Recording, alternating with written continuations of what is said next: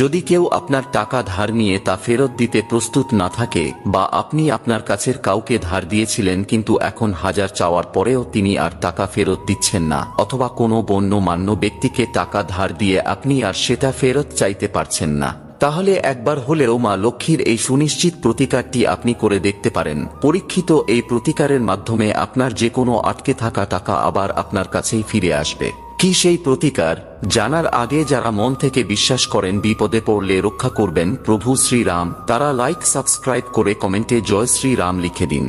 যে কোনো অমাবস্যা অথবা পূর্ণিমার রাতে 11টি লবঙ্গ এবং কয়েকটি কর্পূর জ্বালিয়ে মা লক্ষ্মীর আরাধনা করুন। আরাধনা শেষ হলে মাকে একটি লাল গোলাপ ও 2টি লবঙ্গ নিবেদন করুন। শুধু মাথায় রাখবেন, যখনই এই পূজা করবেন তখন নিজে শুদ্ধ থাকবেন এবং মনকে শান্ত রাখবেন। মা লক্ষ্মী আপনার সকল ধন সংক্রান্ত ইচ্ছা পূরণ করে দেবে, এটাই আমার আশীর্বাদ রইল।